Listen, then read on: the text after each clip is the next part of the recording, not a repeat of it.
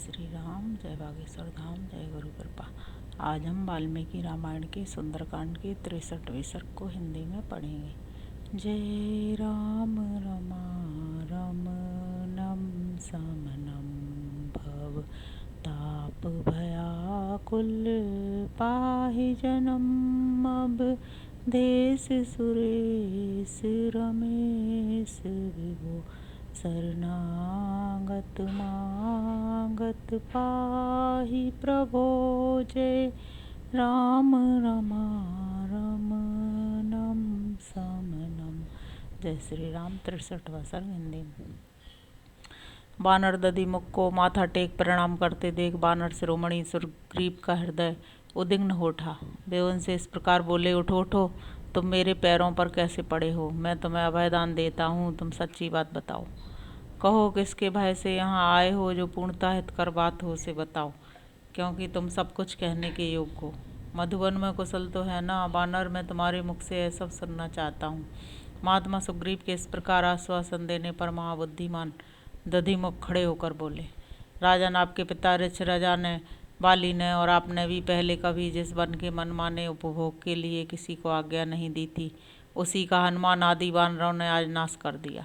मैंने in one रक्षक वानरों के साथ उन सबको रोकने की बहुत चेष्टा की, परंतु वे मुझे कुछ भी न समझकर बड़े हर्ष के साथ फल खाते और मधु पीते हैं। देव, इन हनुमान आदि वानरों ने जब हनुमान मधुवन में लूट बचाना आरंभ किया, तब हमारे इन वन रक्षकों ने उन सबको रोकने की चेष्टा की, परंतु वे बानर इनको और मुझे भी कुछ नहीं गिनते हुए वहाँ के फल आदि का भक्षण कर रहे हैं। दूसरे बानर वहाँ खाते पीते तो हैं ही, उनके सामने जो कुछ बच जाता है उसे उठाकर फेंक देते हैं, और जब हम लोग रोकते हैं तब वे सब हमें टेढ़ी भौहें दिखाते हैं। जब ये रक्षक उन पर अधिक कुपित हुए तब इन्होंने इन पर आक्रमण कर दिया। इतना ही नहीं, क्रोध से भरे हुए उन बानर पुंगवों ने इन रक्षकों को उस वन से बाहर निकाल दिया। बाहर निकाल कर उन बहुसंख्यक वीर बानरों ने क्रोध से लाल आंखें करके वन की रक्षा करने वाले इन श्रेष्ठ बानरों को धर दबाया।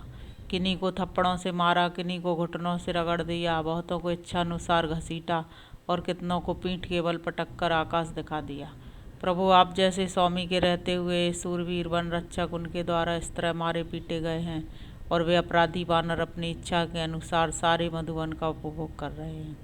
बानर शिरोमणि सुग्रीव को जब इस प्रकार मधुवन के लूटे जाने का वृत्तांत बताया जा रहा था, उस समय शत्रु वीरों का संहार करने वाले परम बुद्धिमान लक्ष्मण ने उनसे पूछा, राजन, वन की रक्षा करने वाला यह वानर यहाँ किस लिए उपस्थित हुआ है और किस विषय की ओर संकेत करके इसने दुखी होकर बात की है?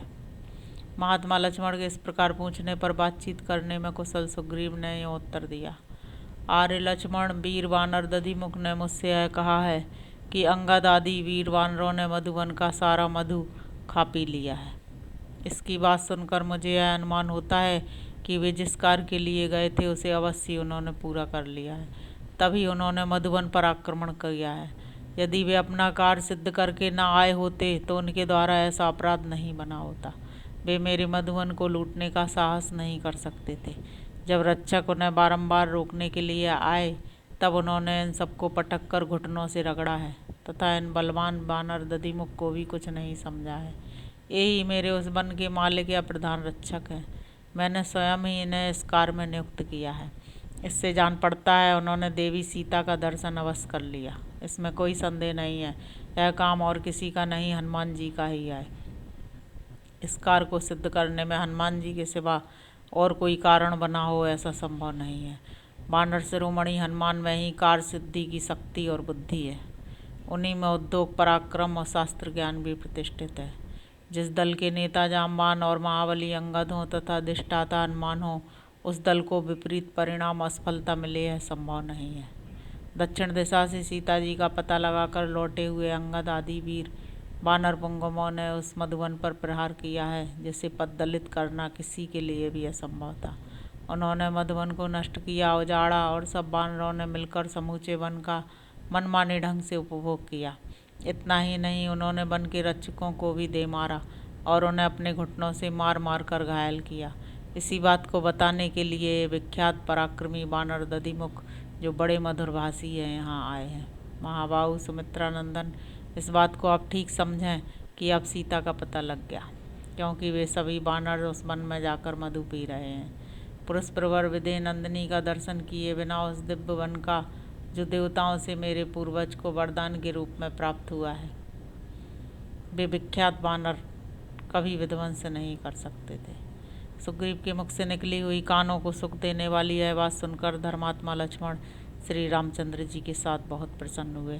श्री राम के हर्ष की सीमा न रही और महायशस्वी लक्ष्मण भी हर्ष से खिल उठे। दधिमुख की उपयुक्त बात सुनकर सुग्रीव को बड़ा हर्ष हुआ। उन्होंने अपने वन रक्षक को फिर इस प्रकार उत्तर दिया। मामा, अपना कार्य सिद्ध करके लौटे हुए उन वानरों ने जो मेरे मधुवन का उपभोग किया है, उससे मैं बहुत प्रसन्न हुआ हूँ। अतः तुम्हें भी कृतकृत होकर आए हुए उन कपियों की ढिठाई तथा उद्दंडतापूर्ण चेष्टाओं को क्षमा कर देना चाहिए। अब शीघ्र जाओ और तुम ही उस मधुवन की रक्षा करो। साथ ही हनुमान आदि सब वानरों को जल्दी यहाँ भेजो। मैं सिंह के समान दर्प से भरे हुए उन हनुमान आदि वानरों से शीघ्र मिलना चाहता हूँ, और इन दोनों रघुवंशी बंधुओं के साथ मैं उन कृतार्थ होकर लौटे हुए वीरों से यह पूछना तथा सुनना चाहता हूँ कि सीता की प्राप्ति के लिए क्या प्रयत्न किया जाए। वे दोनों राजकुमार श्री राम और लक्ष्मण पूर्वोक्त समाचार से अपने को सफल मनोरथ मानकर हर्ष से पुलकित हो गए थे।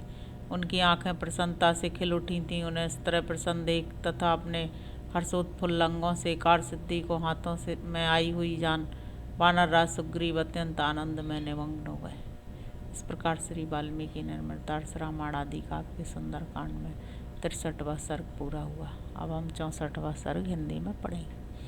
सुग्रीव के ऐसा कहने पर प्रसन्नचित वानर दधिमुख ने श्री राम, लक्ष्मण और सुग्रीव को प्रणाम किया।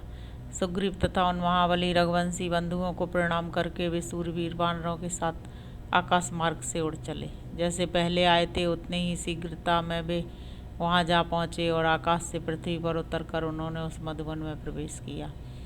मधुवन में प्रविष्ट होकर उन्होंने देखा कि समस्त वानर यूथपति जो पहले उद्दंड हो रहे थे अब मदरहित हो गए हैं। उनका नशा उतर गया है और ये मधु मिश्रित जल का मेहन कर रहे हैं। वीर दधिमुख उनके पास गए और दोनों हाथों की अंजलि बांध अंगद से हर्षयुक्त मधुर वाणी में इस प्रकार बोले। सौम्य, इन रक्षकों ने जो अज्ञानवश आपको रोका था, क्रोधपूर्वक आप लोगों को मधु पीने से मना किया था, इसके लिए आप अपने मन में क्रोध ना करें।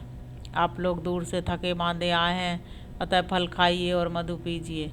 यह सब आपकी ही संपत्ति है। महाबली वीर, आप हमारे युवराज और इस वन के स्वामी हैं। कपिश्रेष्ठ, मैंने पहले मूर्खतावश जो रोष प्रकट किया था उसे आप क्षमा करें, क्योंकि पूर्व काल में जैसे आपके पिता वानरों के राजा थे, उसी प्रकार आप और सुग्रीव भी हैं। आप लोगों के सिवा दूसरा कोई हमारा स्वामी नहीं है।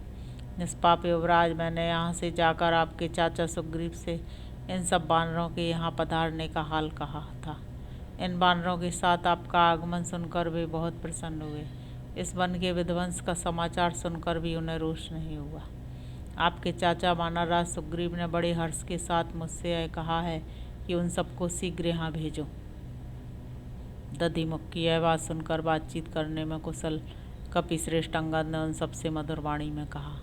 वानर यूथपतियों, जान पड़ता है भगवान श्री राम ने हम लोगों के लौटने का समाचार सुन लिया, क्योंकि ये बहुत प्रसन्न होकर वहाँ की बात सुना रहे हैं। इसी से मुझे ऐसा ज्ञात होता है।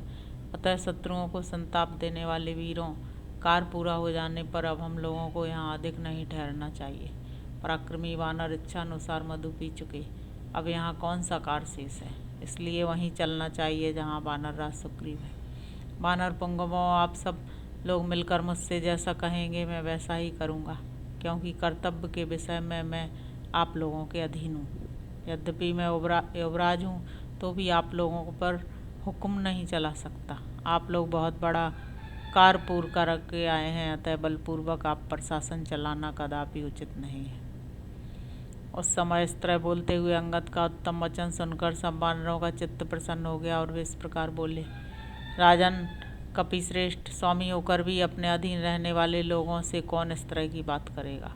प्रायः सब लोग ऐश्वर्य के मद से उन्मत्त हो अहंकार बस अपने को ही सर्वोपरि मानने लगते हैं।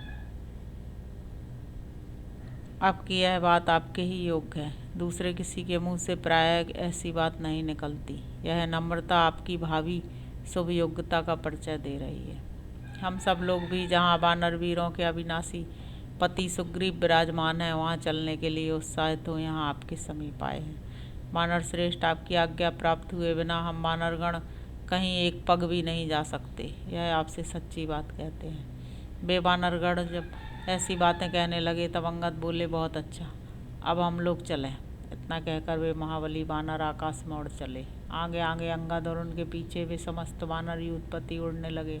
वे आकाश को आच्छादित करके गुलेल से फेंके गए पत्थरों की भांति तीव्र गति से जा रहे थे। अंगद और वानरवीर हनुमान को आगे करके सभी वेगवान वानर सहसा आकाश में उछलकर वायु से उड़ाए गए बादलों की भांति बड़े जोर जोर से गर्जना करते हुए किष्किंधा के निकट जा पहुँचे। अंगद के निकट पहुँचते ही वानरराज सुग्रीव ने शोक संतप्त कमल नयन श्री राम से कहा, प्रभु धैर्य धारण कीजिए, आपका कल्याण हो। सीता देवी का पता लग गया है, इसमें संशय नहीं है, क्योंकि कृतकार हुए बिना दिए हुए समय की अवधि को बिताकर ये वानर कदापि यहाँ नहीं आ सकते थे। शुभ दर्शन श्री राम, अंगद की अत्यंत प्रसन्नता से भी मुझे इसी बात की सूचना मिल रही है। यदि काम बिगाड़ दिया गया होता तो वानरों में श्रेष्ठ युवराज महाबाहु अंगद मेरे पास कदापि लौट कर नहीं आते। यद्यपि कार्य सिद्ध न होने पर भी इस तरह लोगों को अपने घर लौटना देखा गया है, तथापि उस दशा में अंगद के मुख पर उदासी छाई होती और उनके चित्त में घबराहट के कारण उथल पुथल मची होती। मेरे बाप दादों के इस मधुवन का, जिसकी पूर्वजों ने भी सदा रक्षा की है, कोई जनक किशोरी का दर्शन किए बिना विध्वंस नहीं कर सकता था। उत्तम व्रत का पालन करने वाले श्री राम, आपको पाकर माता कौशल्या उत्तम संतान की जननी हुई है। आप धैर्य धारण कीजिए, इसमें कोई संदेह नहीं कि देवी सीता का दर्शन हो गया। किसी और ने नहीं, हनुमान जी ने ही उनका दर्शन किया है। मतिमानों में श्रेष्ठ रघुनंदन, इस कार्य को सिद्ध करने में हनुमान जी के सिवा और कोई कारण बना हो ऐसा संभव नहीं है। वानर शिरोमणि हनुमान में ही कार्य सिद्धि की शक्ति और बुद्धि है, उन्हीं में उद्योग पराक्रम और शास्त्र ज्ञान भी प्रतिष्ठित है। जिस दल के नेता जाम मानो महाबली अंगद हों तथा अधिष्ठाता हनुमान हो, उस दल को विपरीत परिणाम असफलता मिले यह संभव नहीं है।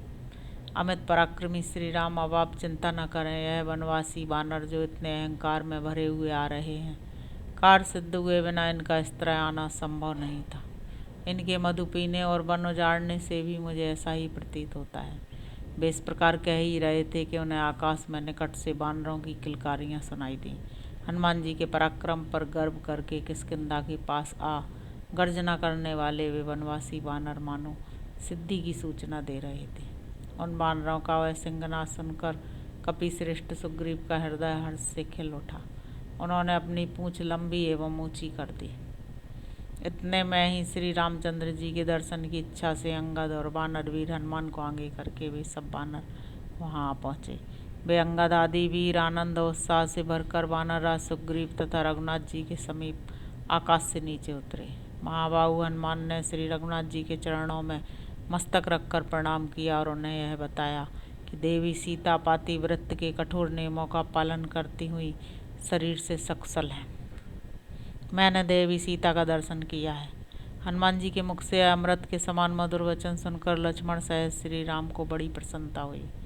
पवनपुत्र हनुमान के विषय में सुग्रीव ने पहले से ही निश्चय कर लिया था कि उन्हीं के द्वारा कार्य सिद्ध हुआ है। इसलिए प्रसन्न हुए लक्ष्मण ने प्रीति युक्त सुग्रीव की ओर बड़े आदर से देखा।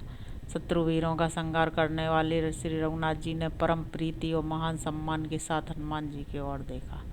इस प्रकार श्री वाल्मीकि निर्मितार्थ रामायण आदि का के सुंदरकांड में 64वां सर्ग पूरा हुआ। जय श्री राम, जय बागेश्वर धाम, जय गुरु कृपा।